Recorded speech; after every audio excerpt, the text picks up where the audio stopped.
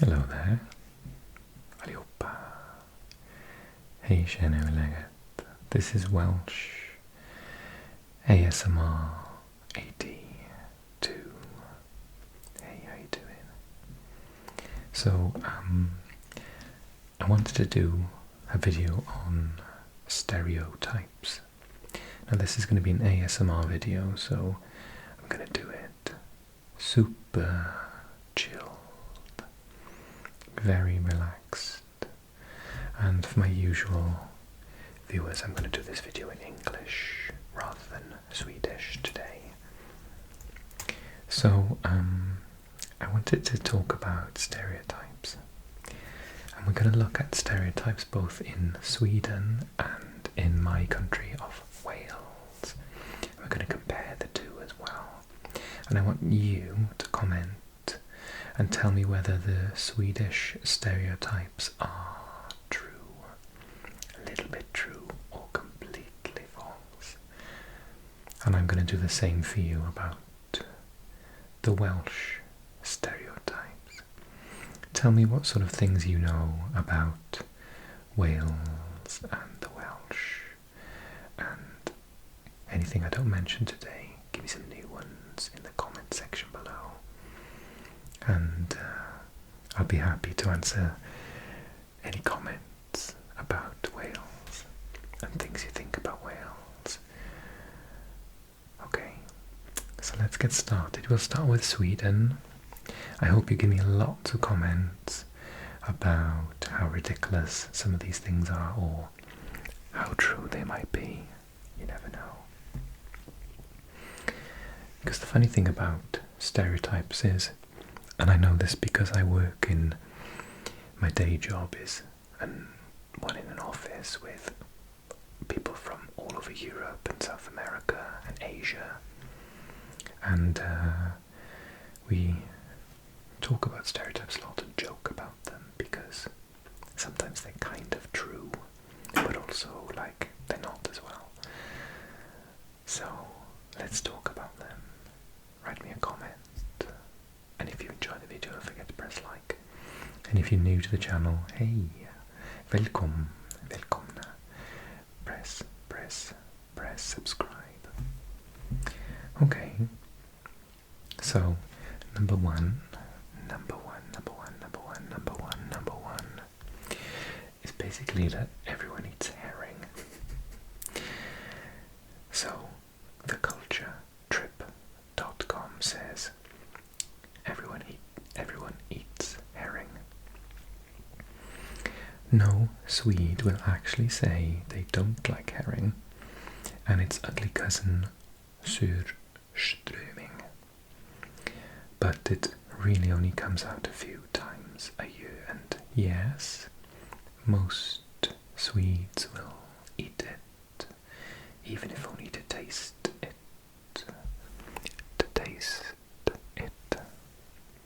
It's usually at big holidays like Christmas, Midsummer, or Easter. Do you like herring? I've heard all about the smell and how you have to eat it outside. I really want to try it though. There's a picture of it. It looks disgusting. Okay, number two. All Swedes are blue-eyed blondes. I know this is not true. There are a lot of blue-eyed blondes in Sweden, but there are plenty of brunettes as well. On the west coast, you'll find a surprising amount of redheads, but that is probably the Danish influence. Also, Swedes, even if blonde as children, often go dark in adulthood and use some bottled assistance, some hair dye, to keep that stereotype alive and well. I was extremely blonde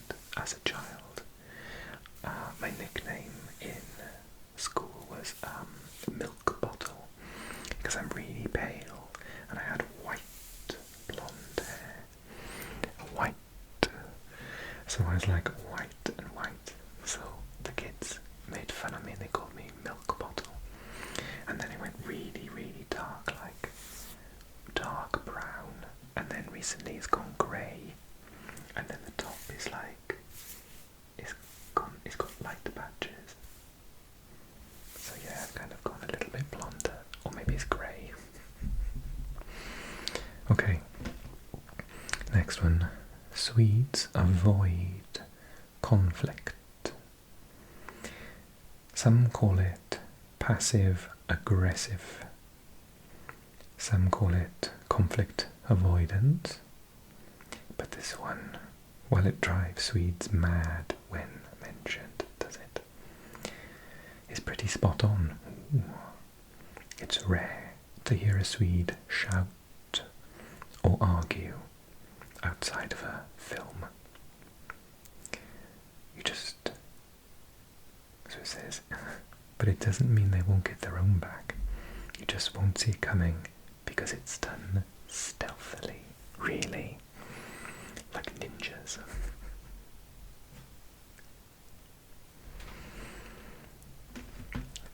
They talk like the Swedish chef. That's a Fraggle, no, not Fraggles, what's it called? The Muppets reference. I didn't know that that was supposed to be Swedish when I was a child. I didn't associate it with Sweden at all. So it says, hurdy-gurdy, Borg? Nope, Swedes don't sound like the Swedish chef from Sesame Street. Sesame Street. If anything, he sounds more Norwegian. Although, if you go deep into Skåne, you might hear some hints of the beloved chef. Really, is that true? Do people from Skåne sound a bit like that? That's quite funny. Next one, everyone loves ABBA. This is a tough one. The article says, some Swedes hate ABBA on principle. Too cheesy, sick of the lingering spectre after all these years. But then again, if you put on Dancing Queen at a party, you can bet a big cheer will go up as everyone starts shaking their stuff. Do you like ABBA? I'm like, they're okay. But yeah, taxes are really high. Well, taxes aren't as high as some might think. They're still quite high, and Swedes don't even hate admitting it. Why would you? They're proud of their marriage between socialism and capitalism, mainly because it works. In my experience, it works in Sweden. The safety net is massive, and while Sweden is an incredibly prosperous and productive country, people do hit a wall sometimes, and they're taken care of with little hassle. I love that. Next one. Everybody drives a Volvo.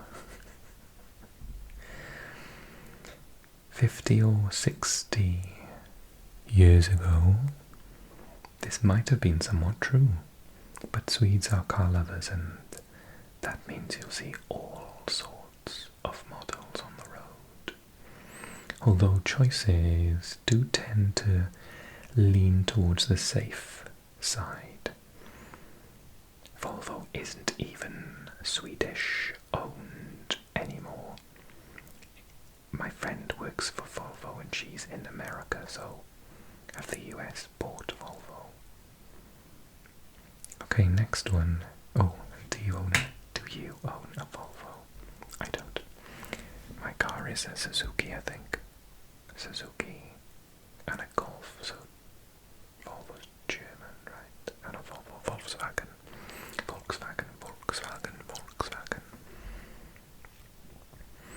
Swedes are unemotional or just very good at keeping their feelings under wraps. You don't see massive displays of emotion even at funerals. No wailing or rendering of garments, just a logical approach to anything that crosses their path, followed by a measured chat that soon sorts everything out. You're not like the Welsh then. We're quite emotional. We are descendants of Mediterranean people, so yeah, we scare the English. Sometimes the English are kind of more closed off to emotions, but the Welsh are more like Spanish or Italians. They're like, yeah, screaming and shouting. I always lose my temper. It's quite funny. Next one is silly. Everyone is a suicidal depressive. Somewhere the rumour started that Sweden had the highest suicide rate in the world, but thankfully that's not true. They might be reserved, but people aren't more depressed in Sweden than they are anywhere else.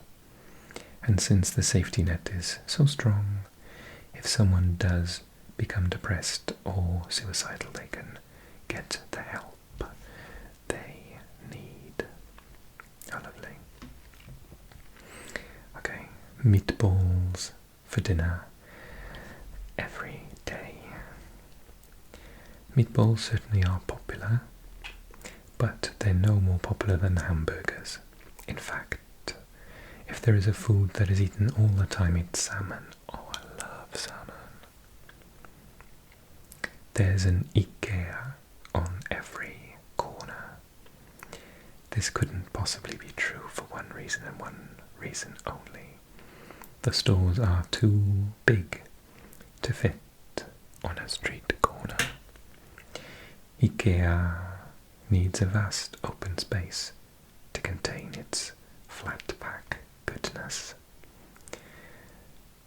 So while they're not on every corner, you are probably only a short drive away from one at any given time. I haven't been to IKEA for about 20 years. I'm not a massive fan, if I'm honest with you. When I first moved out, I went to IKEA and bought all the furniture for my house, and I never went back. But I've got friends that love it. Do you live near IKEA? In England, well, in Britain, it's called IKEA, by the way.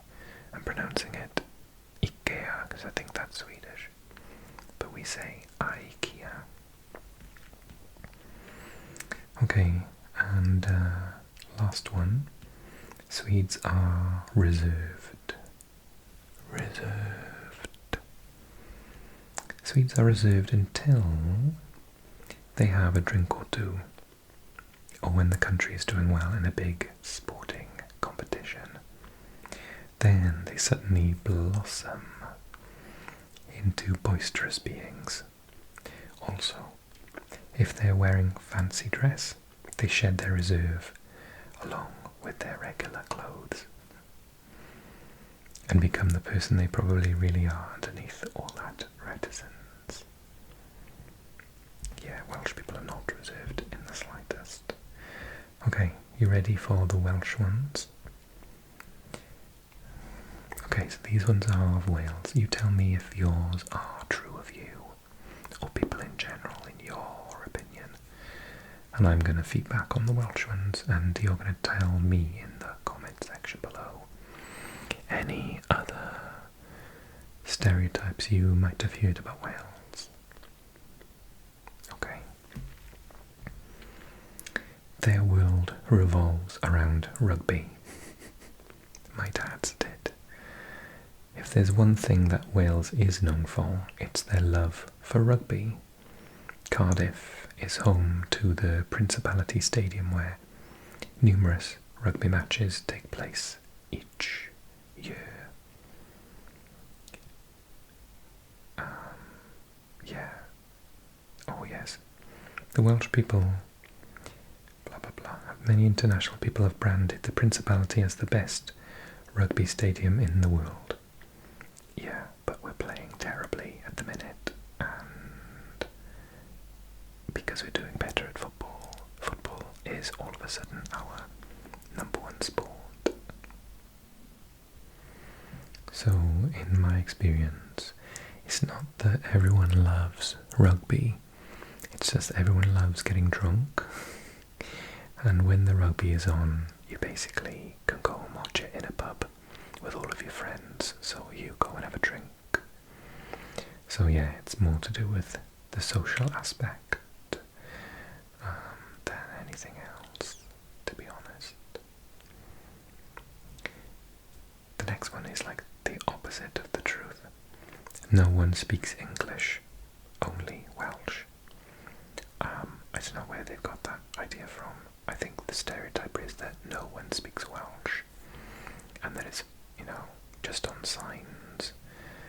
So, yeah, I think it's like 100% speak English, although some have to learn English because they speak just Welsh at home. I personally grew up speaking English at home.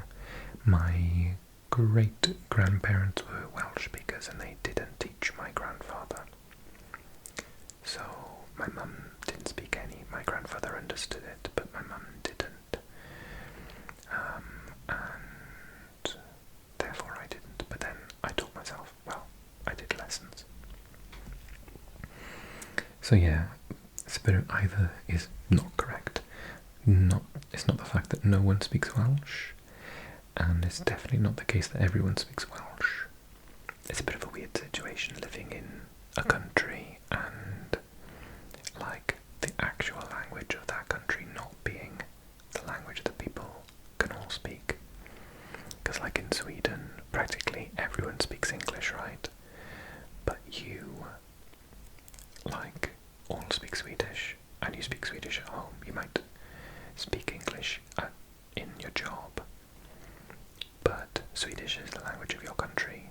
But with us, it's really weird. It's like if it's like two groups of people, you either speak Welsh at home but speak English everywhere else, or you speak English at home and English everywhere else, and you don't even realise Welsh is a thing. So when I learned Welsh, this little world opened up, and all these other Welsh speakers became sort of known to me. And in my job, I only spoke Welsh, and my friends all spoke Welsh. And yeah, I could like go through an entire day without speaking English if I wanted to. But 5 years previous, I didn't speak a word of Welsh. Really weird. So yeah, it's an odd situation, but some people speak Welsh, some people speak English, and some people completely live their lives in Wales not needing English, and others completely live their lives not needing a word of Welsh. So it's a weird situation. I'm going to move the camera over a little bit, hang on. I moved the mic a couple of days ago to do a video and forgot to move it back. So it's like miles away. Anyway, Welsh people only live on farms and drive tractors. No, but we do have a lot of farmers, and I live in the west of Wales, so like my house is completely surrounded by farms and hills and sheep. So it's like quite relevant to me, but I grew up in Swansea, and Swansea is like quite a big city. It's about 250,000 people. It's very, commercialised, lots of shops, lots of houses, and yeah, there are no farms at all. So yeah, it depends on where you live. Like there are no farms in Cardiff, but yeah, Wales is very green and there are lots of farms everywhere, but I've never driven a tractor. Okay, next one. Singing is a nationwide talent in Wales now. We're a very sing-songy nation. And because we've got quite a lot of world-class singers like Catherine Jenkins, Tom Jones, Charlotte Church, people who are like potentially like opera singers and stuff like that. So we do have this reputation of being very good singers. My grandfather was in a male voice choir, which is a thing that is less popular now but still exists, where you get like 20 men and they all sing in a choir together and they harmonise, and it's kind of like, I don't know what it is about it, but it brings me to tears when I listen to male voice choirs. And yeah, so we do have a love of music and poetry, and yeah, we're quite sort of artistic, and we have this like national competition once a year called the Eisteddfod, which is Welsh for the like, Eisteddfod is like the sitting or something, but basically you win a chair, and the chair is carved of wood, and it's the gift. So if you win the competition by singing or doing poetry mostly, or telling stories, then in English or in Welsh, mostly in Welsh, then the winner of the entire competition wins the chair, and you get to take it home with you and display it in your house, and it's carved out of wood, and it's beautiful, it's really amazing, and they do one every year, and each year the competition takes place either in the north, and then the next year is the south, and then the north, and then it moves. So one year it'll be Cardiff, then it'll be like Wrexham, then Swansea, then Machynlleth or whatever. So yeah, it changes. So yeah, I'm not a great singer, but I'm not like the worst. I'm like bad for Wales, but I'm actually not that bad. But yeah, we all like to sing, and there are lots of famous bands and singers from Wales because it's sort of, I don't know, in our blood that we do like singing. I think that one's kind of true.